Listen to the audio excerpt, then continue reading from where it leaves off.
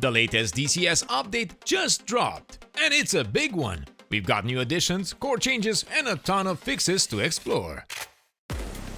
For those of you who enjoy compressor stalls, you'll be happy to hear that the Early A version of the Tomcat has arrived, while the Phantom is teaching us what persistence is all about.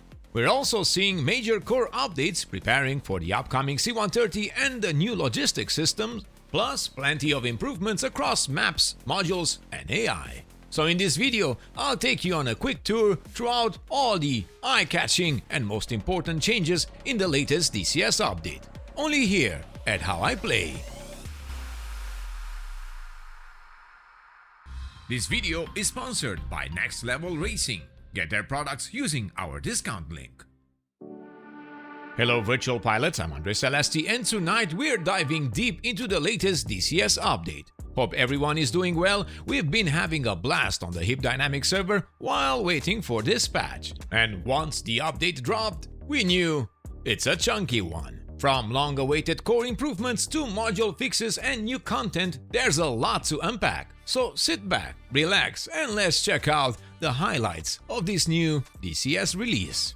If you enjoy this kind of content, make sure to subscribe, like, and tap Hype this video on the YouTube mobile app. It really helps our niche channel grow and pushes us closer to that 30,000 goal by the end of the month. Thank you.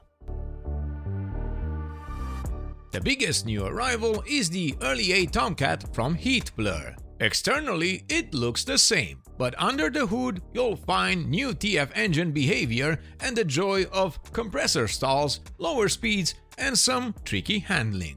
And yes, prepare to count to 12 seconds when you go from idle to full afterburner. A fair warning to all Early A enthusiasts. Inside, it features a new RWR system with new symbology, and the module currently ships with one livery. A small note for the team, the static unit still needs a bit of tweaking, if you know what I mean. The Kola map by Orbx received the already mentioned new content, updated runway markings, improved textures, and many fine-tuned details. I'll cover this in more depth in a future video once I download the map. I'm still plagued by the slow speed internet here in Finland. Don't ask. Meanwhile, Normandy 2.0 by Ugra Media got its winter textures, new airfields, scenes, and plenty of fixes, just in time for the holiday season.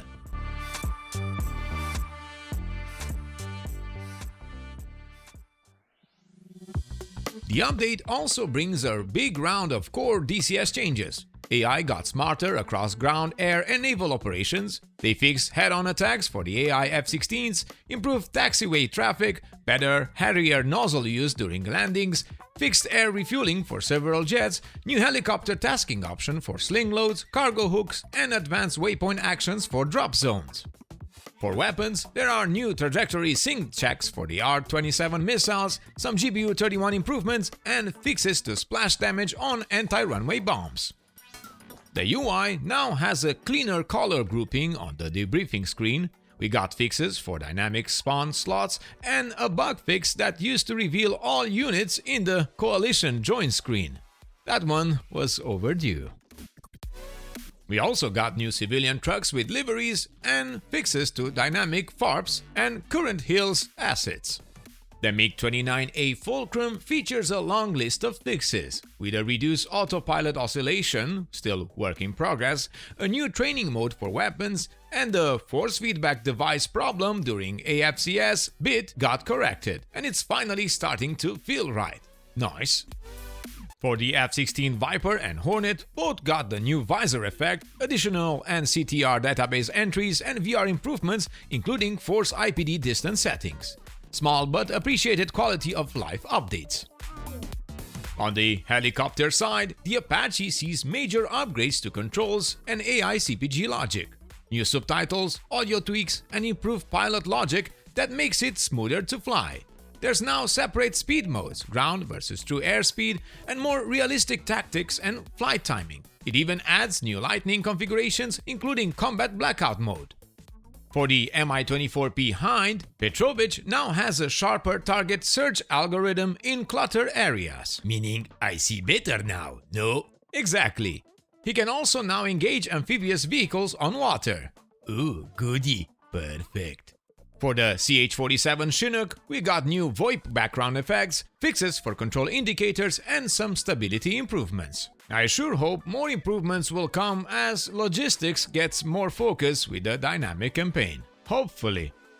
For the OH-58D Kiowa by Polychop, they fix bingo fuel warning, remove MMS disturbance effect, and resolve the RWR flickering. The Hellfire code display and radio issues are also fixed, and last but not the least, on the helicopter side, the Gazelle and Black Shark got minor updates too.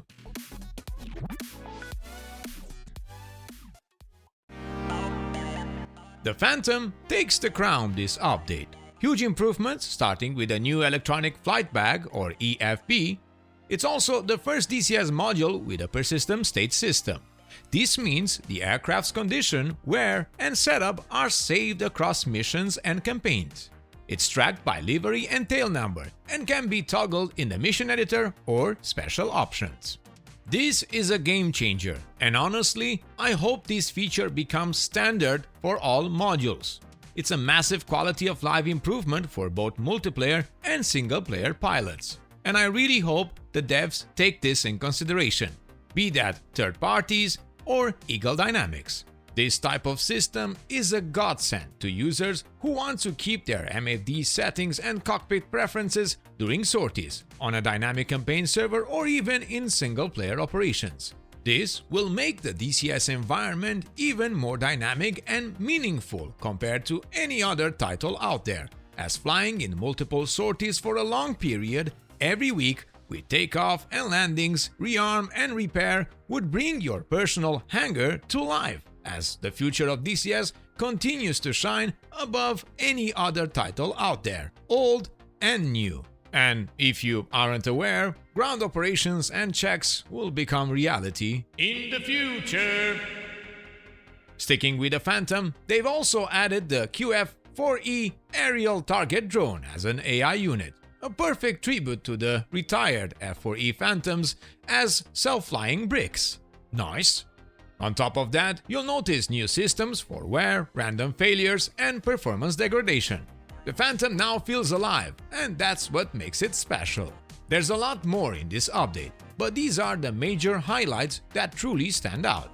We'll continue covering new updates, developer progress, and everything happening in the world of combat flight simulation. Please note that the MiG-29A Fulcrum giveaway ends next week, so stay tuned for the winner of both the module and the NS430 pack. And don't miss the final round of the HIP and Fox Street tournament this Saturday. A huge thank you to Next Level Racing for sponsoring this video, and to our amazing Patreon members who help keep the HIP Dynamic server and content alive every month.